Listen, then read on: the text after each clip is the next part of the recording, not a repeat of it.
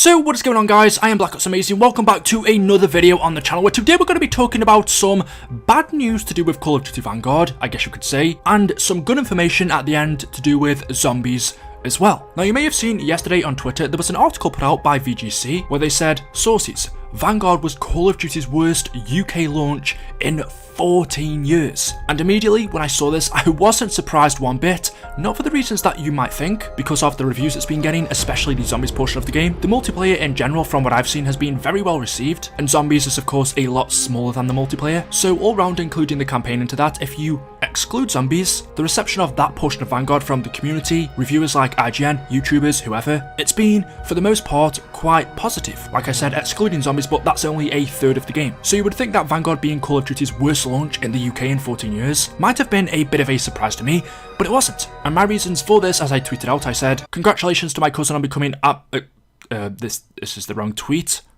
Here it is. I said, I predicted this 9 months ago when it was first leaked, that this year's COD would be returning to the World War II setting. It's been done by Sledgehammer already, the setting is outdated in video games, and it's not exciting anymore. No matter how good it is, you were never going to hype up another World War II game. And I tweeted something out very similar all the way back in February when it was first leaked that it was going to be another World War II game this year, created by Sledgehammer. My initial reaction was, well, do people really want another World War II game? It's not really a setting that is done anymore in video games, and as for Call of Duty, it's been done so many times in the past. COD started out with World War II games, COD 1, 2, 3, there was a load of subtitles as well, like the big red one. But not only in COD, World War II shooters was the only genre that video games would do only about 10 years ago, a little bit longer than that. Most first-person shooters back then were based around the World War. So if you're old enough to have played those games, it felt like a setting that's just been done 1,000 times already. And of course, when you're basing something off something that's happened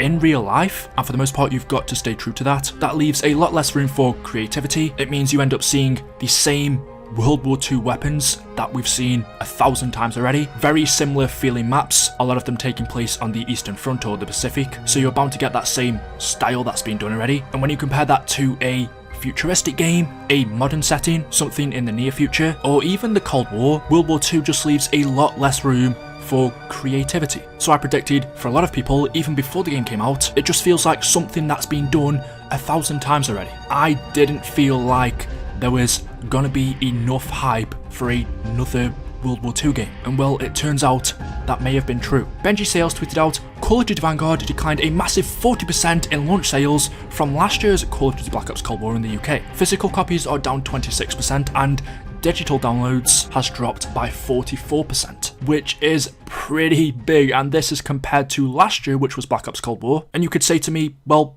Eli, we've seen the Cold War setting done enough times in COD now, which is true.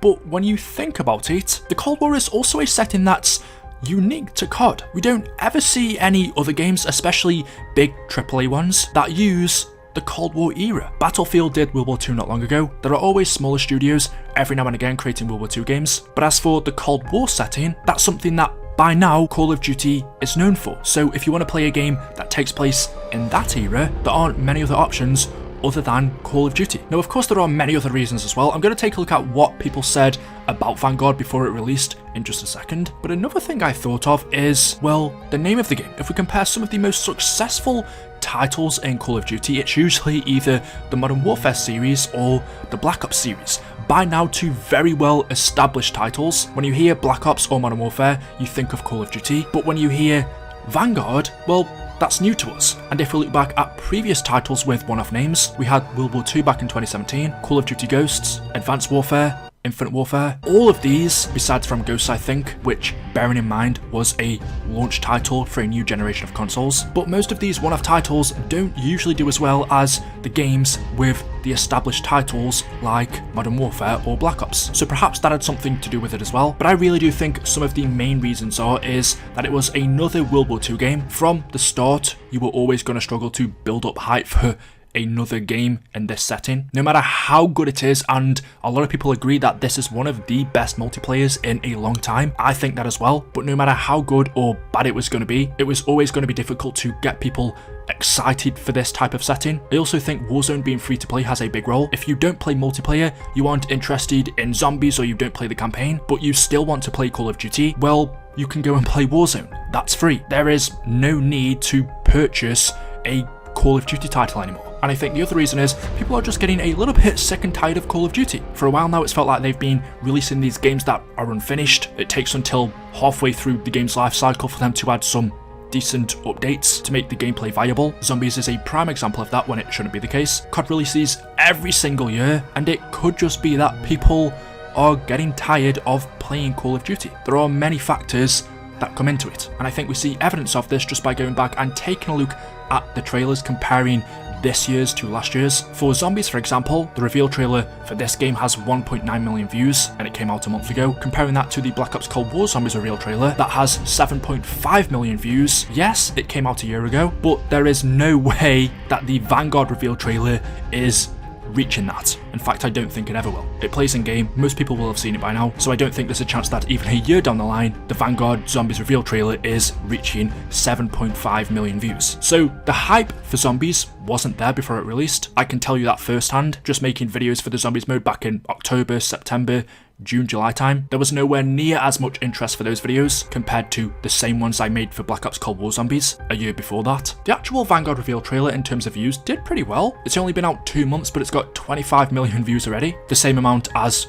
World War II, which came out 4 years ago. It's got more views than the Black Ops 4 trailer. However, still compared to most games, Black Ops 4's reveal trailers were weird. They didn't really have one, just a load of separate smaller ones. And of course the Black Ops Cold War reveal trailer, that was shown in Warzone. So when they did finally release it on YouTube, most people had already seen it in the game already, hence why it's only got 12 million views. Still, Vanguard's reveal trailer didn't do too bad though, and just clicking on it, its like to dislike ratio, I actually don't know what to say because it's a Call of Duty game. It's not the best like to dislike ratio, but it's not the worst either. It definitely doesn't have many likes compared to other ones, but it doesn't have as many dislikes either. To me, that shows people were kind of meh on this. They weren't really too bothered, and this translates to the comments because the very first one you see is, maybe this COD will slap because my expectations are insanely low. We just scroll down further. Someone said, whatever we do it together.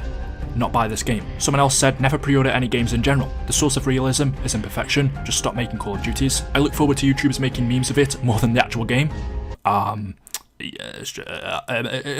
I was hoping for a spec up team operating in the mountains or something interesting, but no. We need more World War II, but there's a scope that was invented in the 80s and the 2000s. I pay like $10 for this game. Another comment reads, there's so many other theatres of World War II that would be sick to play, and it would actually be original. And the final couple, this person said, I hadn't even heard about this game until yesterday, honestly. And we have this comment from Adam where he says, keep your expectations low and you will never be disappointed. Kratos. There are thousands more here, but even without these, it was very easy to tell that there just wasn't ever going to be any hype on the level of other Call of Duties for a World War II setting. I don't think it was something that anyone expected before it was leaked. I don't think it was really a setting that people asked for or wanted to go back majorly. The last World War II game was only in 2017, and just from the last few COD games that have released, you can tell people's expectations were already really low. A lot of people now catching on to the fact that, well, you don't necessarily have to buy the game on day one. Just wait, see what other people say about it, take a look at gameplay for yourself, and then decide whether you want to purchase it or not. And it seems like this year, for the first time in a very long time, that's what people have done. Their expectations were that low. A lot of people didn't even know about Vanguard until a few weeks ago, a month ago. The World War II setting has been done already so much. I think Activision screwed themselves over 3 years ago, or whenever it was, when they first decided that this year's COD was going to be taking place during World War II. Other things were always going to be inevitable. People are just getting sick of Call of Duty every year, especially as of late receiving games that are half finished at launch, having to wait almost a year to receive a fully finished game, one with enough viable content in it to actually play. And another thing I was thinking is, it's kind of felt over these last few CODs, they're just very rushed. There's not as much time and effort being put into them. The quality is lower than games, say, from 5, 6, 7, 8 years ago, even though it should be getting better. And whilst it is a shame because, like I said, the multiplayer for Vanguard, in my opinion, is brilliant, and from what I see on Twitter, a lot of people also agree with that as well. The campaign is good. It's the most fun I've had playing a COD campaign in a long time. The zombies is what it is, but I don't think that's enough to affect the sales like we've seen here, especially because before we actually saw any zombies gameplay, the little hype that there was for it, people were excited because it was another Treyarch zombies game. Now that it's released, it's a different story. So yeah, really, my final conclusion is it was Activision or Sledgehammer, whoever made the final decision to make another World War II game.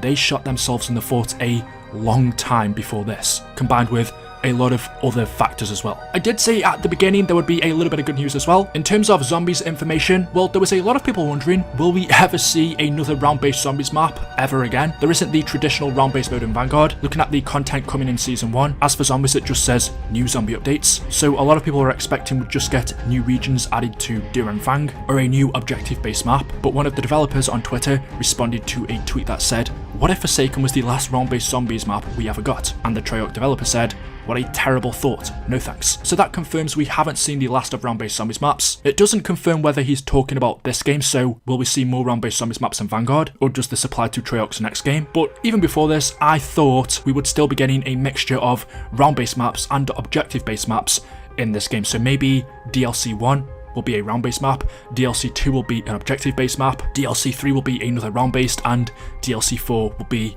another objective-based. I don't know, that's just an idea, but this does confirm sometime in the future, I don't know when, but we will be getting more round-based maps. So there we go. Let me know your thoughts in the comment section below. Have you bought this year's COD? If you haven't, why? If you have, what do you think about the game? Are you enjoying it? If so, what portions? Or maybe you regret buying it? Let me know in the comments. Drop a like rating if you have enjoyed. Make sure you are subscribed to stay up to date with the latest videos. Thank you for watching, and I will see you in the next one. Until then, goodbye.